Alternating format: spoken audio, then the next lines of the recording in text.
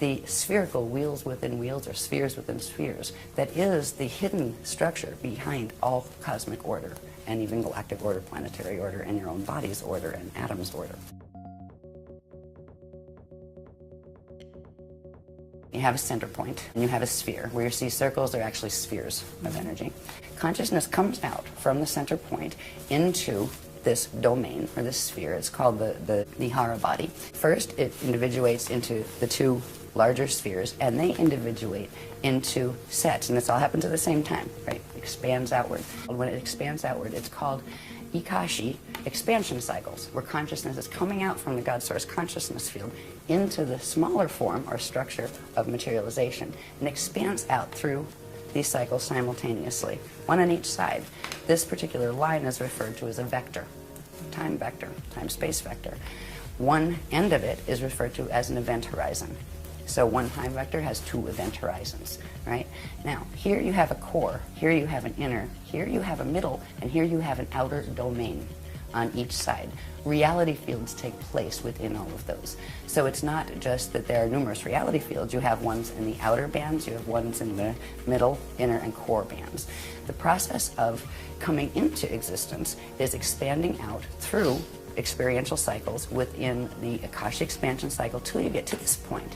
When you get to this point, now you'll see in this next graph, these are actually time cycles with names. They're called yugas. And when you get to this, which is called the Kali Yuga, there are several options. And one of the options, which is the natural evolutionary process, which is ascension. That is the natural process by which eternal life beings, and most everybody started as eternal life beings, would naturally undergo. After you expand out, get through the incarnational cycles here, and you would go through what is called a Christ star turnaround, all right? Where you enter these little cycles behind. They're called the Adashi return cycles, where they're going back into source cycles. This is the process. When you expand out, at this point, if you were able to make this Christ star turnaround, your atoms will actually transfigure into eternal life light atoms. And at that point, whatever form you hold there becomes an eternal form that you can materialize and dematerialize at will. You become what's called an Adashi adept. And some people call them ascended masters, but that term is terribly abused on this planet. The Adashi adepts are the ones who have made it through that change, and they are now what are called Mashayahana individuals, which means they are eternal life and they can manifest, demanifest at will. When they go back through the cycles, go back into center, and they can actually rebirth as collectives, like as suns and those kind of things. It's an amazing process where a being that, say, is a small, like a human being, can actually evolve, re-evolve, to go back into the state of even being like a sun or a star. And it is an eternal process. There is no death involved in that process. That is the natural process for life forms. So when we're talking about ascension, it is about doing the natural re-evolutionary process, but that is not happening on this planet. When we get to this point of the Kali Yuga expansion, there are other things that can happen too. There are certain qualities about the science of ascension that are very, very much about physics. Right? And there are consequences in physics. If things are not working well on a planet, it affects the body of the people who live on it, and the animals who live on it, and the plants who live on it. And if certain things are not working well in the body, the DNA does not function properly, the body will not produce the chemicals, and a particular one called celestaline, that is required in order to allow the atoms to merge with their antiparticles without annihilating. That allows particle and antiparticle to come together. They shift angular rotation of particle spin, and you can literally turn into a radiation wave. And that's what it means actually to go into full Merkaba and be able to go through gates. That is the process by which you go through stargates. So if we talk about ascension, it is the natural process of being able to expand out. We were out in the Kali Yuga cycles, finally we're out here.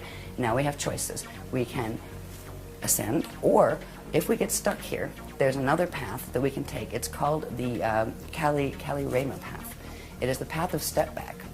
You can go back here to the stage before, and then have to rebirth out again into the cycles in the outer domain and do it's almost like a restart. Do it over again. So hopefully you know, fulfill all your ascension codes. It's what it's about. It's about activating your atoms to the point where they can fully transfigure. And if you can do it in a cycle again, then you can ascend again. There's another path that can occur here. There are basically three paths. The other one's called the path of Kali Dima, That is the path of fall. That is where you get stuck here. You can't step back and you can't go forward because of the choices you are making in your life that are affecting directly what your DNA can do, and what consciousness you're aligning yourself with affects the frequency that your body is able to carry. And if you get stuck here, you will reincarnate in this cycle until the quantum you came in with burns out. And then you will do what is called a space dust return, where ashes to ashes, dust to dust. You will come to a point where you don't have enough energy to reincarnate into another body, into another time cycle. And you will eventually simply just go back. And eventually everybody goes back. But if you go back in ascension, you go back whole. If you go back and step back, you can come back out and go back whole. But if you do the fall path, you do go back eventually as space dust, where your body dies and your consciousness can no longer hold together, and it fragments and just becomes part of the local environment. But the local environment at times goes through natural cycles that have to do with Stargate cycles and ascension cycles, where all these little time tracks pull in together and then come back out again. At that point, anything that gets stuck out here gets drawn back into the center. So this is why God's Source doesn't look at it as losing anyone in the fall path. It's the experience of you losing your connection with the universe that it's really about.